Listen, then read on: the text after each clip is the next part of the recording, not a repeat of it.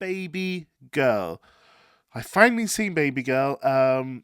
Obviously, I live in the UK, so it's only really just come out, so I wasn't able to stick this into my top 10 movies of the year. But what can I say? I live in the UK. It's just where I live, and for some reason, we like to put out films really late here. So, Babygirl is the new Nicole Kidman film, starring Nicole Kidman. It's also starring Harris Dickinson and Antonio Banderas, and then a bunch of other actors who I don't really know. What is the synopsis? A high powered CEO puts her career and family on the line when she begins a torrid affair with her much younger intern. That's that's the um that's the synopsis on IMDb. But it's really about what the film is actually about is sort of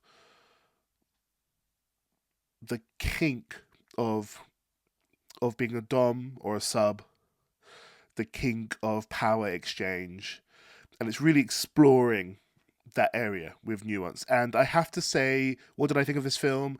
I thought it was really, really good. I really, really enjoyed it. I really, really enjoyed it. Just gonna turn up my sound just a tiny little bit. There we go. That's better. Yeah, I really, really enjoyed it, and I thought it was acted so well. Nicole Kidman is playing the CEO, and then you got Harris Dickinson playing the intern. And yeah, it's just really, really good. They both act it with such nuance, such subtlety. They're both acting really, really with a lot of vulnerability. Yes, it's about a very, very powerful, high powered woman who likes to be sort of subjugated in a sexual context. And it's about this guy who he wants to explore that side of his sort of sexuality, the dom side, being dominant. But they're both new at this. They're both really new at this. And so both of them have a lot of vulnerability going into this. Like, he doesn't know really how to do it at first. And he's kind of a little bit laughing. He's like, um, can I ask you to get on your knees? like he kind of like a little bit like laughs and like asks it. And, she's a little bit, obviously there is the side of it where she's got a family and she could be ruining her family and her job and stuff. So she's obviously got loads of trepidation. But yeah, just not what you expected from this at all. Like it's a real beautiful sort of deep dive into this, and quite frankly, I thought it was really, really good, tackling this really, really complicated subject, and I think they did a really, really great job here.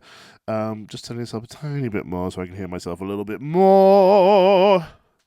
Um, and yeah, so there's this whole. It sort of starts with Nicole Kidman. She's walking to work, and this rabid dog is sort of barking at everyone on the streets, and the dog sort of charges at Nicole Kidman, and then Harris Dickinson sort of whistles, and the dog comes to him, and he feeds the dog a cookie and calms the dog down immediately. And that's kind of his character. He kind of just he knows what people kind of want or what creatures need and want, and he's really good at sort of placing himself at and placing himself in a position to be the thing that they kind of need at that time. And he even does it with Nicole Kidman's husband at one point. And yeah, he's just really, really good at that. It's a real beautiful human trait to be able to sort of see deep down what this creature in front of you wants and needs, and then be able to try and give that to them. And he sees that with Nicole Kidman's character. He sees what she wants. He sees that she wants to be told what to do in a sexual context. Um, and yeah, he tries to provide that for her. And there's not much malice involved in either of these two. It's real, just like an exploration of this idea, this feeling, this sexual fantasy. And when she says to him, "How did you calm down that dog?" and he was like, had a cookie. And she's like, do you always bring cookies around with you? And he goes, yeah, do you want one? And it's like, immediately he's a little bit gone like, do you want to be treated like a dog a little bit? And the film has lots of that sort of licking milk from a bowl, going around on all fours, but obviously extremely sexual, very animalistic, very sexual, very subservient. And yeah, just great. And they're talking about consent a lot, talking about the power dynamics.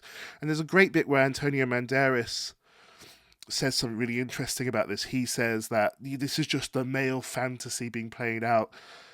But Harris Dickinson goes, no, that's an outdated look on this. That's a really outdated look, and you just don't understand, because it's about giving and taking away power. I've been with a lady who likes a little bit of sort of power dynamic exchange going on there, a little bit of danger, a little bit of slavery of some sort. And it's a complicated thing to get your head around if you're not in it, because I wasn't necessarily into that at all initially. But playing around and discovering different parts of yourself, and trying to really not, you don't want to analyze too much why you like something. I don't think that's the point of this film. It's really just a playful sort of exploration of it, and that's really, really fun to do.